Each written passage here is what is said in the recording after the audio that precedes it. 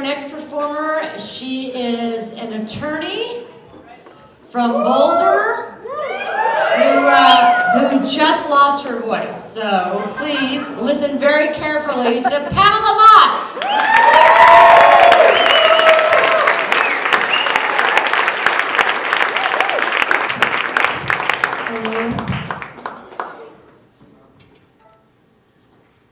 So losing your voice is rough. People all have their perfect home remedies, but no one wants you in their home. Except that odd guy with the Demi Moore fetish. So my friends always tell me, wow, you don't even look Jewish. Like it's a compliment. And my first thought is, man, I am tipping way too high. Yeah, so growing up, I was the only Jewish kid in school, and that was tough. You know, no one would exchange anything for my matzah. The exchange rate for matzah was low. It was lower than couscous. It was lower than curry. It was even lower than kimchi. And my dad would tell me, he'd throw me an apple and say, honey, diversify your assets. And my mom would tell me, you know, just put a little honey on it. Stop your kvetching. So, yeah, it was a Mormon community, and being the only Jewish kid was very confusing, as you can imagine. And it was tough for my parents. I brought home my first macaroni cross and showed it to my parents, and their response was, get that out of here. So naturally, I thought we were vampires. I started a vampire club. My name was Vampira, and we only drank cranberry juice, sometimes a little Manischewitz. Yeah, but Halloween was my favorite holiday because I could finally celebrate it with my friends, and my parents told me to pick something scary to dress up as, you know? Face your fears. So I suggested Jesus. They thought that was a bit much. So we settled on Satan. My best friend told me she couldn't be friends with me because the Jews killed Jesus. And my response was, what? Really? Man, that guy was scary. Too soon? Too soon? 2,000 years, not enough? Okay, all right. So I'm a lawyer, an attorney, and apparently it's difficult to be in a relationship with an attorney, so I hear over and over. And yeah, this guy I was with told me, you know, you are way too argumentative.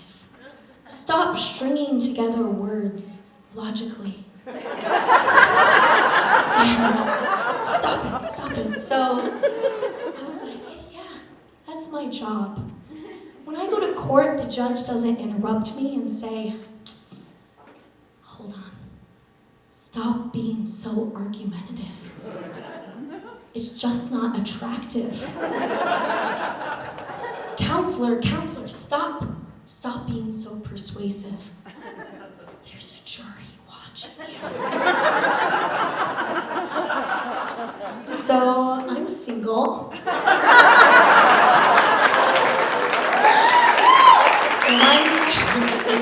and I'm 40. And you know, I'm looking for a relationship, settle down, find Mr. Right.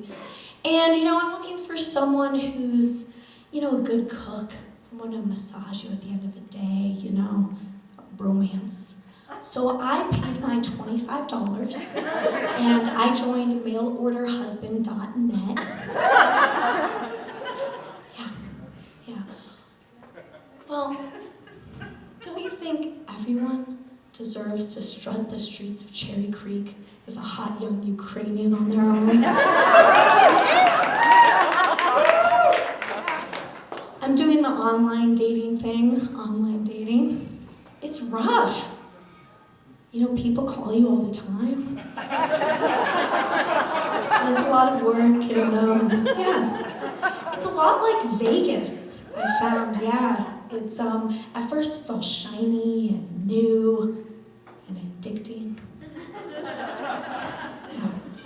Well, you know, when I first started doing online dating, you know, I'm kind of old-fashioned, so I took it slow, and then pretty soon, I got a little out of control. Yeah, it's embarrassing. I joined 6 online dating websites.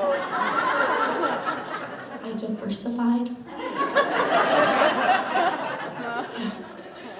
You know, my biggest fear is becoming that woman. You know that old woman in the casino that's all hunched over with her nickels, all alone, with that slot machine smelling like smoke. You know? But instead I became kind of that desperate friend. You know, the one at the table that keeps losing over and over and over again. Lucky number 7, lucky number 7, lucky. And your friends are just pulling you away. Walk away. Just walk away. So I had to start hiding the fact that I was doing online dating from my friends. Yeah, I picked obscure places for dates. Westminster, Twin Peaks, Shotgun Willie's. Yeah, and I have this plan that if I'm ever at Shotgun Willie's and my friends walk in, I'll just jump on stage, grab the pole. I'm the Jewish stripper. Give me your dollars. Who looks Jewish now? Thank you, have a good night.